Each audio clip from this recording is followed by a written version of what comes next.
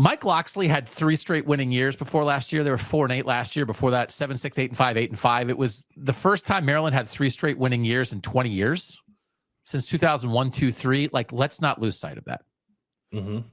Mike Locksley is 32 and 36 in 6 years.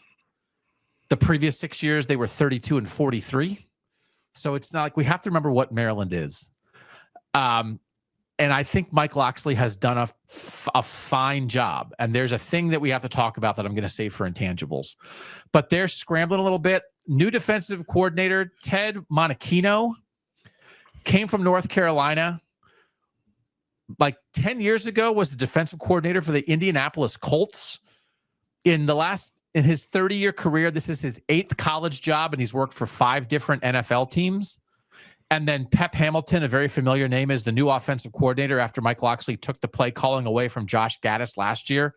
Hamilton will call it this year. This is his 4th college stop. He's been with 7 NFL teams. So they're just kind of like they hired 2 journeyman play callers for the offense and the defense, like in a kind of gotta have it year. And I don't know what to think of that, Bill. Yeah. So I get what Mike Locksley is trying to do. They're not standing pat, but I don't know. I guess I got to hear the Cincinnati stuff. There's a lot of I don't know around Maryland right now.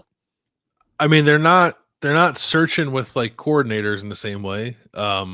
Brad Glenn is the OC. This is his 3rd year there with Scott Satterfield. Tyson Vlight was hired last year, so this is his 2nd year as a defensive coordinator. It's Satterfield's going into his 3rd year.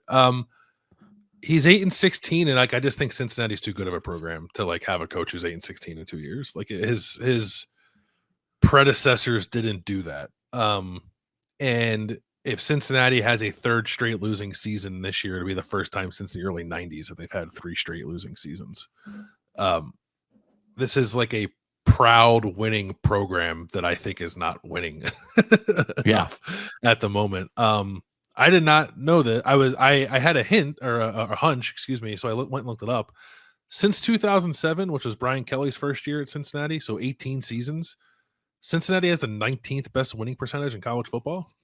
Just like a top 20 winning program in college football over the last 2 decades. That's awesome. Scott Satterfield has found a way to not win there when most of everyone who was before him did. Like, and even the guys who did have losing seasons rebounded almost immediately to win a lot of games. So, and that's the comparison for Scott Satterfield, who was very good at App State and had one of, if not like the best transitions from FCS to FBS while he was at App State.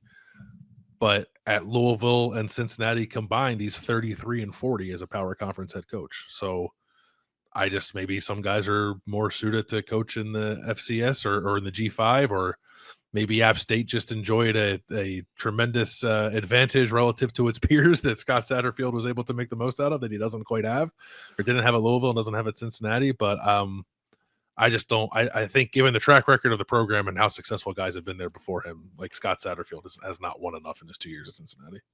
They were so fired up about Tyson Vlight a year ago. He was brought in to fix that defense after it did not play well in year 1 of Scott Satterfield being there. Like the idea of the hire. This is partially so they were 62nd in the country in scoring defense last year. So I think how about like a 40% chance that Brian Hartline is the head coach of one of these 2 teams next year? Oh, so I could see we've had the Luke Fickell back to Cincinnati discussion. Brian Hartline has interviewed at Cincinnati in the past. He's never called plays before, which he's going to do for Ohio State this year. And the reason I bring him up for Maryland is Maryland hired a new athletic director named Jim Smith this offseason after Damon Evans, the guy who kept saying the goofy stuff that made us nervous for Mike Locksley, left to go to SMU. He had worked for the Atlanta Braves, but do you know what Jim Smith's last job in college? I don't even say athletics. His last job at the college level before becoming the Maryland AD, do you know what it was? I don't know. He was the CEO of the Ohio State Alumni Association. Oh. So it's one of those things you can't only do that, except when Martin Jarmond was an assistant athletic director at Ohio State and got hired to be a full-time athletic director for the first time at Boston College. He hired Jeff Hafley, who was an assistant at Ohio State. So it's like, what are you going to do? Just hire guys that you know from your previous job? It's like, yep, that is what you're going to do. Yeah. So there's an Ohio State connection for the new Maryland AD. And if Brian Hartline has a good year calling plays for Ohio State, and there is even more juice around him, not just as a recruiter and a position developer, but as a guy who's more in charge of something and shows that, there's going to be a lot of juice. And like, think about where these programs are right now and think about how their fan bases and how this audience, how Northern football fans would feel if their new head coach was a guy who has been arguably the best position coach in college football. Yeah. I would like to see what Brian Hartline could do for recruiting wise in Maryland. So I'm just saying, it's not why we lump these two together, but it is hard. I appreciate the fact that Mike Locksley's trying. When it went south last year with Josh Gaddish, he didn't stand pat. He said, I'm taking over play calling. He went and got somebody who's done it before. Pat Hamilton has been around. He got a defensive coordinator who's been around. Like, he's trying. But sometimes when you're trying, it's like, well, it's the last thing that you're doing before all that's left is to change you.